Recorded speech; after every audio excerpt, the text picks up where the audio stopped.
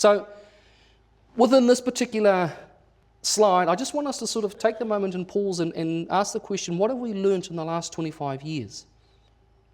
Particularly understand some of the key elements that have come out of the Māori self-development strategies, i.e.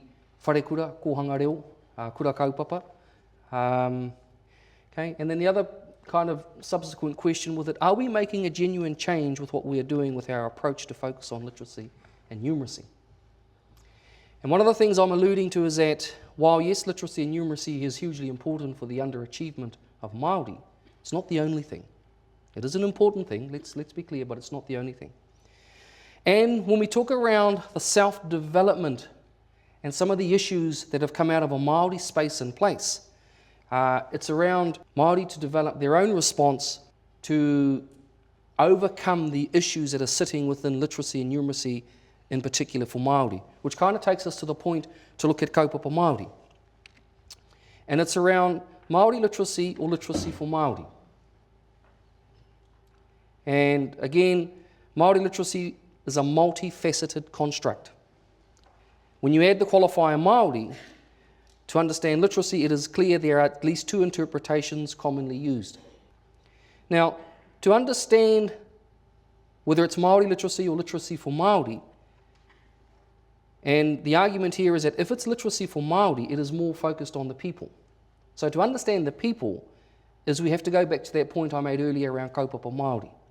And to view the people requires an understanding of Kaupapa Maori, Mātauranga Maori, Māori knowledge forms, and Māori sub-tribe knowledge forms. And again, some of these slides, some of these statements people will have heard before. Again, Kaupapa Maori theory is a political instrument, simply takes account of the unequal power relation that exists between Māori and non-Māori. Critically responds to the processes of colonisation which have been taken for granted in the embedded ways of schooling and education. It asserts the validity and legitimacy of Māori knowledge, language and culture. And it challenges the notion of what is counted as theory by simply offering another view that Te Ao Māori has an epistemology, has a worldview, has a knowledge base, so therefore goes without saying, has a theory.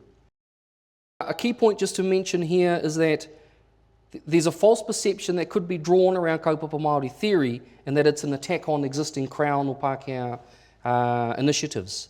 To make the point here, it is not. It is simply trying to find other theoretical tools that are going to help a particular Māori problem. Kaupapa Maori theory approach is the element that we need to describe. It is within there as we can describe and explain the differing Māori positions and ideologies that many issues that confront Māori from a Māori perspective. Kaupapa Maori theory is not about disproving other theories. It's about building transformative outcomes for Māori through Māori knowledge forms.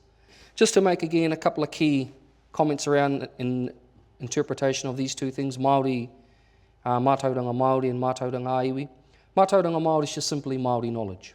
Mātauranga Aiwi is tribal knowledge. And at times it's almost stating the obvious that Māori are not a homogeneous grouping of people. They're made up tribally, as was mentioned here. Karaitiana started their particular karakia here in a very tainui particular way. Those of you who I understand attended this conference in Auckland, Unitec I believe, the beginning process may have been slightly different to what's occurred here today, simply because different hapu, different iwi, different way of doing things. The content, the principle is the same, the application of that differs. And that's captured in Mātauranga Aiwi. And here, just to quickly again help set the relationship between these two things, there's a framework I'm going to talk about in a second, which describes Mātauranga Māori existing horizontally, Mātauranga Aiwi existing vertically, and I'll talk a wee bit about that in a second. Māori literacy is the ability to read the word and be the world. Okay? Again, sort of harking back to some of the comments of Whare and co. Okay? So they all state literacy is a tribally located and that whānau hapu and iwi are literacy providers. Now, if we take that, taking the comment from my learned friend who introduced me, Hoa Magi and Kuni, they argue that these systems and societies are actually very sophisticated bodies of knowledge. Text need to have relevance to social practice. So they're talking about a particular context here. There has to be a relationship. There's got to be some form of context which relates the elements of literacy, or regardless of what it is we're doing, it's got to be some sort of context between what you're delivering to your learner. I'm going to talk about a framework that helps to put mātauranga Māori, mātauranga Aiwi, and kaupapa Maori theory into a particular context to explain, or try and explain what I'm talking about. And that's in this framework called a Ranga Framework. Now, in the blue is a general term I've called, it's knowledge that is not Māori. At some point I was calling it Pākehā knowledge, where I was very quickly told, can't do that, because this knowledge is drawn from a number of areas. So I come up with, for want of a better term, the term generic knowledge. Running left to right, sitting under there is this notion of kaupapa Maori. Underneath there, running left to right, is mātauranga Māori, Māori knowledge. Sitting underneath that is kaupapa Maori. And vertically is this element called mātauranga Aiwi. Now, just going back to the generic knowledge and the mātauranga Māori elements, those two areas are areas I've described as decontextual knowledge. It's knowledge that doesn't have a context. And a number of people have challenged me on the idea, particularly when we're looking at generic knowledge, where the argument is everything has a context. Things do not exist without context, which, yes, I agree. But however, my argument is if we look at generic knowledge and if we look at the English language, it has contexts, plural. If we just simply look at the language, its root is Latin, French, German. We've got a number of contexts within there.